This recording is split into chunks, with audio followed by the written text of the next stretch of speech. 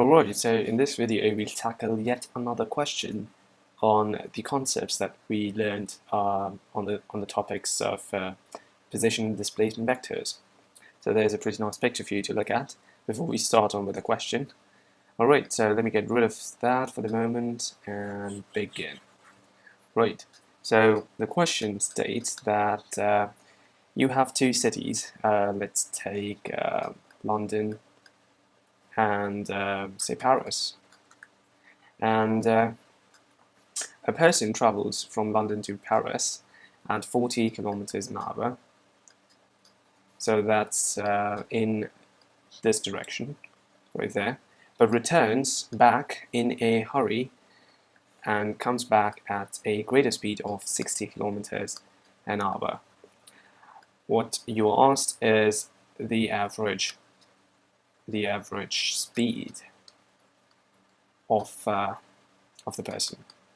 Alright, so at first look of this question, it seems as though, well, he goes at 40, comes back at 60, more or less should be somewhere around 50 kilometers an hour. Will that work? It turns out that that's not the case, and there's a wonderful reason why. However, it's nice to work out the average speed from pure definitions of what an average speed is. Average speed is the total distance divided by total time. So that is something that we must invoke in order to answer this question. But more importantly, let us discuss the total displacement of the body of the person. Well, the person left from London to Paris and came back. So eventually the person is in London, hasn't really moved, because his initial position and the final position are the same. They're both in London. So the total displacement should be a null vector. So that should be 0. Now, it's a null vector, so we really don't need to specify our direction, because that's already taken care of. Or once we specify the magnitude, it's 0 magnitude, really, the person is not really moving anywhere. So the total displacement is 0, and this implies that the average velocity, well, the average velocity is, as we know, is total displacement divided by the time that it takes for the person to travel the entire distance from London to Paris and back. But we really don't care what the value of t is at this point, because the displacement vector itself is a null vector, so that's something like null vector by t. A null vector has a magnitude of 0. Therefore, even if you multiply it by a constant, a scalar of time, it really doesn't change this property. It's still a null vector. So the average velocity of that person moving from London to Paris and back is 0 meters per second or kilometers per hour, or whatever you want to call it. It's 0, so you don't really need to specify any units. It's understood that that's 0 as well. So those are two things which are done. So displacement is 0, and therefore our velocity is also 0. Average velocity turns out to be 0, which should be the case. However, there are important things to look at this in this question. And the important bit comes if we tackle average speed. Now, in the previous videos, we've really worked our way around talking about speed, because we said that, well, speed depends on the distance depends on the actual motion of the particle, and vectors don't really deal with actual motion of the particle. We approximate them. We always talk about initial and final, and we always talk about motion happening along a straight line between both of them, and that's what we talk about when we say displacement, and hence we define velocities based on that displacement. However, here, it's simple. The total distance is the distance between London to Paris and back again, so twice the distance between London to Paris.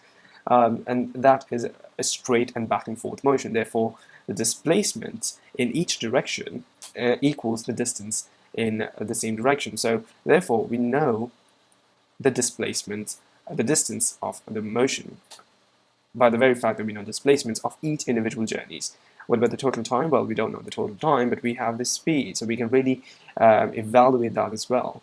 We can use concepts of speed, time, and distance to evaluate the total time, express it as a function of something else, and then use that to evaluate this ratio. So let's get on with that, and let's get rid of the total displacement and the velocity part, average velocity part, because that frankly turned out to be quite boring. Alright, so the most interesting part is this. So let's assume the distance, let me change the tab, the distance between London and Paris be, say, x kilometers. Let that be the distance. So this distance here, let me also get rid of this. We lost the P of Paris. Let me write that again. Well, it's still Paris. So the distance that we bothered about is the distance between London and Paris. And we say that one-way distance is, well, x kilometers. So if the person goes at 40 kilometers an hour from London to Paris and travels x kilometers, can we evaluate the time from London to Paris? So the time from London to Paris. Well, the time from London to Paris would be, going back to our relations in between space, distance, time, and speed. You know, speed equals distance divided by time. Therefore, time should equal distance divided by speed. Therefore, the time taken for the person to go from London to Paris at 40 kilometers an hour would be the distance, which is x kilometers, divided by the speed, which is 40 kilometers an hour. So hour comes to the numerator, 4 kilometers gets cancelled out, you have x by 40 hour. That's the time it takes. So if the distance was, say, 40 kilometers, then the person would have covered that 40 kilometers in an hour. If it were 80, x would have been 80, then that would have been 2 hours. So it really depends on the distance we assume between London and Paris. So we can do the same thing for the reverse journey from Paris to London. And this is quite a horrid journey. It goes from Paris to London at a speed of 60 kilometers an hour, which is faster than the initial journey. And therefore, the time, even in this case, should be, well, x kilometers divided by 60. That's 60 kilometers an hour. So that gives you x by 60 hours. So that is the time the person takes to come back. Now that we know the time in both the cases, well, we know that the total time should be just the addition of both the times, and that would be x by 40 plus x by 60 hours. So that's the total time. Now, why do we need the total time? Well, we need the total time because we define average speed, which we were claiming initially to be somewhere around 50, to be, well, total distance by total time. So total time is something that we have evaluated, and that's x by 40 plus x by 60 kilometers. Hours. Now let's get rid of that. Remember this and try to evaluate the total distance. Well, the total distance we know. If the distance one way is x kilometers, the total distance would be twice that, because the person goes from London to Paris and comes back. So the total distance would be 2 times x kilometers, and the total time taken is x by 40 plus x by 60. Right, so we have all the information we need, and we can proceed on with the evaluation of this expression. Let me change my color for this, because this is the interesting bit. So if you see that our average speed turns out to be 2x divided by x by 40 plus x by 60, well, we can really cancel the x's out, because the x appear in the numerator and they also appear in the denominator. So if we divide and multiply it by x's, well, you can cancel that out quite easily. This x goes by this x. These two x's come out as a common factor. The denominator goes by this x there. So really, the total distance between London to Paris doesn't really have any parts to play in the average speed. All we need to do is we need to take care of the velocities in each direction. Right, so we can proceed on with that. And our final fraction to evaluate would be 2 divided by 1 by 40 plus 1 by 60, and the units would be, well, kilometers from the numerator and an hour from the denominator, so that would be kilometers an hour, same as the velocities we expressed initially. Right, so all we need to do is evaluate this fraction, and it's quite simple. We can take the common denominator of, 120, and that transforms our fractions as follows. Let me do that here. So we have 2 divided by, take the common denominator of 120, So the first numerator changes to 3, second changes to 2, and that's kilometers an hour. Just remember that. This therefore becomes, the 120 goes on top, 2 times 120 divided by 5 kilometers an hour. So this gives you, well, we multiply this by 2 and by 2 on both sides. So this gives you 10. This is 10. That cancels out the 120 is 10. That gives you 2 times 2 times 12. So that's 24 times 2, or 48 kilometers an hour. So that's rather weird, because the 48 kilometers an hour is not equal to 50, which we anticipated, because the person goes in 40 kilometers an hour in the first place and 60 kilometers an hour in the second place, and they travel the same distance. What went wrong? Why is it not 50?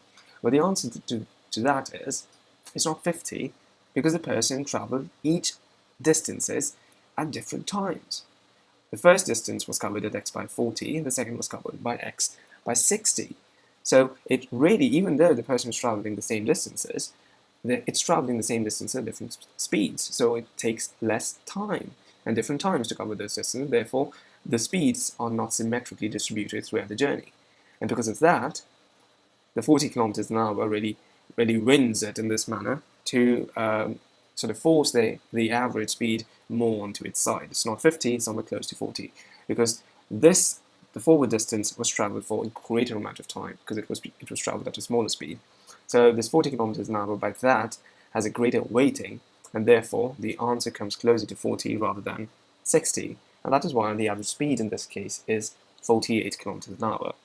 So from this problem, what we really understood was the fact that average speed could be deceiving, much like average velocities and displacements. So that's the average speed. And the other thing we noticed was that the total displacement was 0. The average velocity, because of that, was 0, because of this followed to be 0, but the average speed turned out to be 48 kilometers an hour. So there you have it. That's how you understand motion. That's how we calculated these properties and these topics, and this is how you would go with a question like that. So I hope this video helped, and I hope it made sense to you. All the best and have fun.